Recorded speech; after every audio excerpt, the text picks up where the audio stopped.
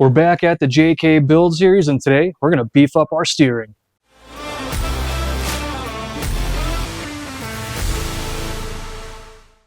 Hey guys, Patrick from Iron Rock Off-Road. Welcome back to the JK build series. Today, it's all about steering. We're going to give this thing the 1-ton treatment with our new 1-ton system. This is going to be including our heat-treated chromoly tie rod and drag link, both of which are made from 1.5" round 3/8 wall steel tubing. We did opt for our optional tentacle steering stabilizer, and this system can be run with or without a drag link flip. Today we are going to be flipping the drag link, which means we are going to be installing our track bar relocation. As you can see, Jeep is already on the hoist. It's a fairly straightforward install, but the first thing you have to do is some assembly.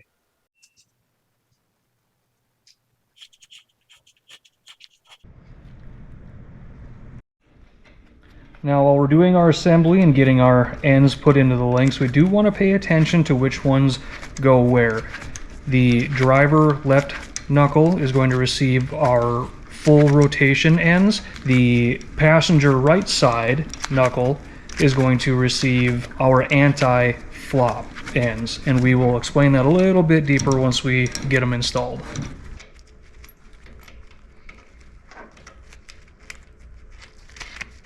All right, parts are all assembled. We are getting ready for install here. One quick step we are going to take is we are going to get a center-to-center measurement on these links just to get us in the ballpark so it doesn't take forever to get us ready to go down the road with the new pieces.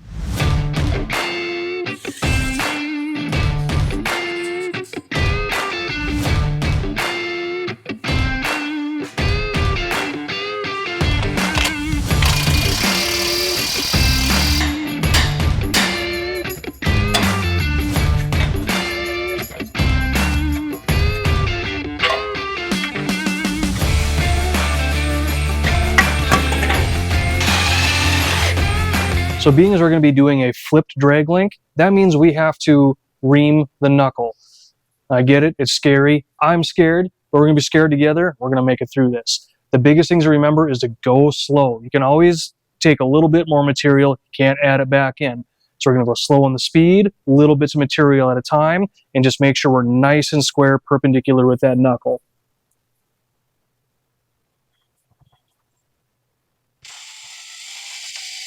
All right, now we just got done reaming. We did frequent stops, frequent fitment checks, and I think we're about there. So we're gonna put this into our freshly reamed knuckle and spin on the castle. And about finger tight there, we can see the cotter pin hole is lined up right in between the notches there, and we can get a cotter pin in there. Perfect place to stop, because we know once we torque, we're going to suck that down just a little bit further, so we're good to go here. So we're just getting ready to install the track bar relocation bracket on the axle, but we wanted to pause and kind of explain why. Why the track bar bracket, why the drag link flip. Simply, it's geometry correction. This Jeep has been lifted above 3.5 inches, and it might even go taller than that. So we want to reduce the operating angle of this drag link for smoother operation, similar to why you would go from short arm to long arm. Now that we've flipped the drag link, we need to raise the track bar by adding that relocation bracket, because we need these two to run parallel with each other. Now, when we're checking parallel, we're not following the bends in the bars, anything like that. We're just drawing that imaginary line from mounting point to make sure that they're parallel. And we know once we add that track bar bracket, the drag link and track bar will be parallel again. And with that, time for the bracket install. And get the track bar up out of the way. Now we're going to kind of swing the back part of this plate over the front of the original mount. There we go. And it's going to sit right in there. And we know everything's lined up because we've got all these locating holes in the right spot. With the bracket in place, we're going to start with the OEM track bar bolt and flag nut, and then we're going to take the large sleeve in your hardware kit, and that's going to take up the space between the new bracket and the old bracket. Now, this is just going to kind of get us started. We're not going to tighten anything down. We're going to wait till all the hardware is in place, then we'll start going around and torquing everything.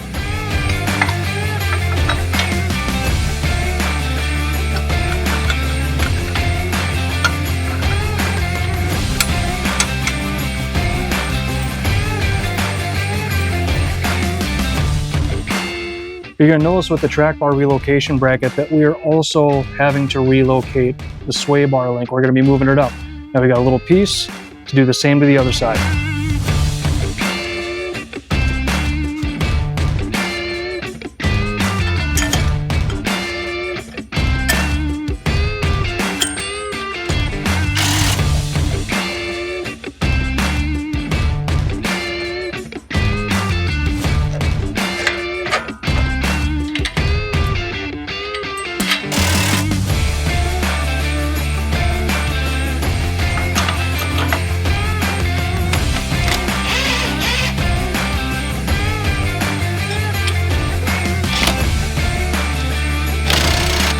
With the track bar bracket installed, we're now ready to move back onto the steering. So we're going to start with the drag.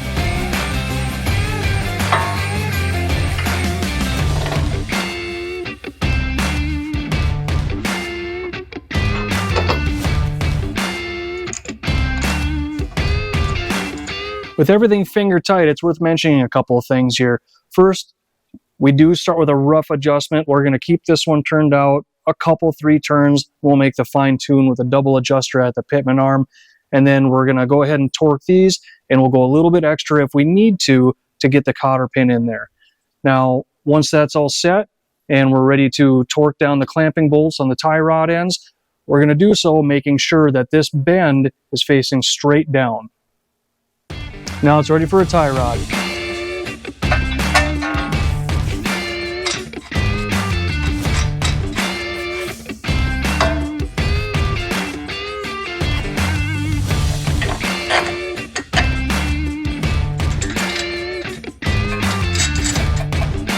So we just ran into something that we weren't 100% prepared for, and you might too.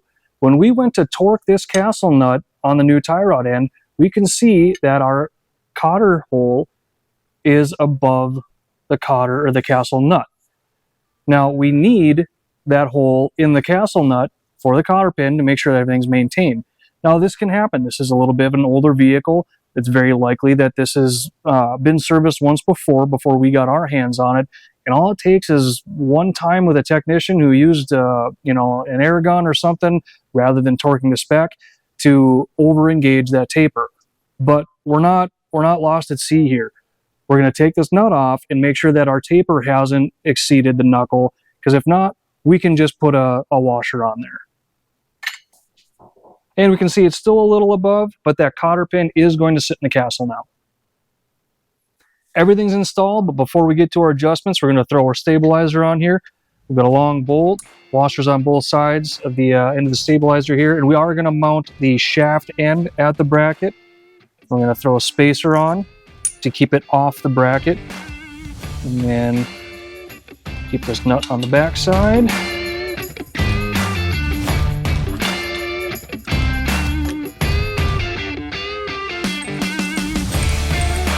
All right, now for the tie rod end, we're going to use this clamp. As you can see, it doesn't quite fit over, so a little pro tip, grab a couple of crescent wrenches.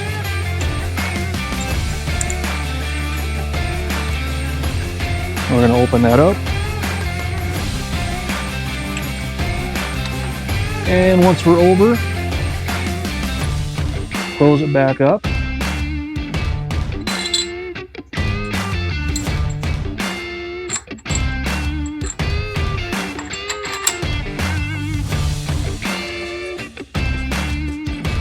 All right, we're not going to tighten this up all the way. We're going to make our adjustments first, and then we'll go through and torque this onto the tie rod. Time for the alignment. You've probably seen these before. Our alignment tools made right here at Iron Rock Off-Road, available on our website.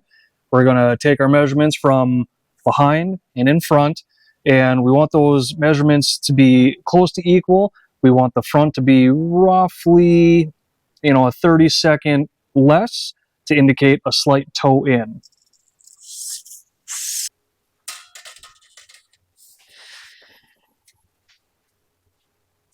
.68 1/8. With the toe set at about a 1/16 of a toe in, pretty comfortable with that number. So we're going to go ahead and torque down our clamping hardware. And now that we know we don't have to do any rough adjustments on the other side, we're going to go ahead and get our cotter pins in the tie rod ends. So as you can see with this bar, we want this bend facing forward. So when you install it, it might be kind of down with the hardware loose. So before you tighten up this clamping hardware, make sure this bend is rotated up. We can go ahead and check our torque. Feeling pretty good there. We'll hit it with the torque wrench when we're all said and done. Another thing that we want to point out is we mentioned earlier that our anti-flop ends are at this knuckle, and what we're going to see there is that this bar will not flop up and down because this is a slotted design in here versus a full radius like at the other end.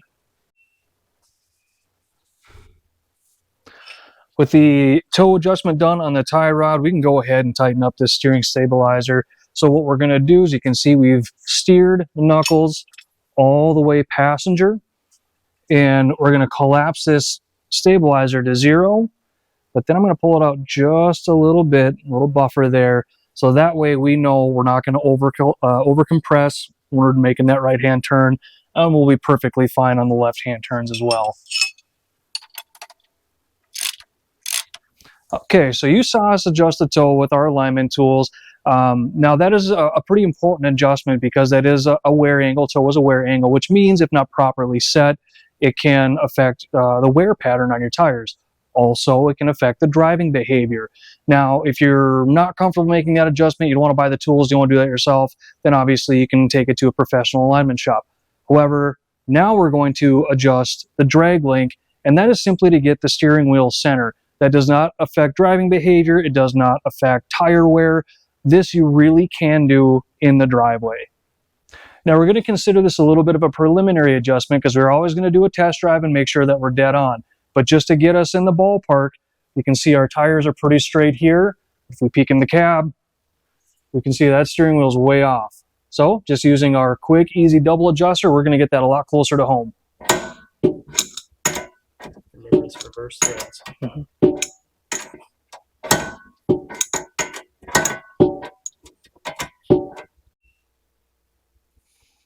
All right, we feel like we got the steering wheel pretty darn straight, so now it's time for a test drive.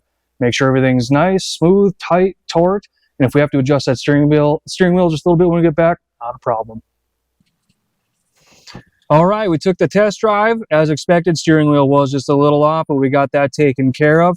Everything else was beautiful. It was nice and smooth on the road as we expected with the drag link flip and track bar relocation, and now having all those nice strong components up there, we know we're ready to hit the trail. So that concludes our steering upgrade. Make sure you're following us on Facebook, Instagram, TikTok, and subscribe to our YouTube channel.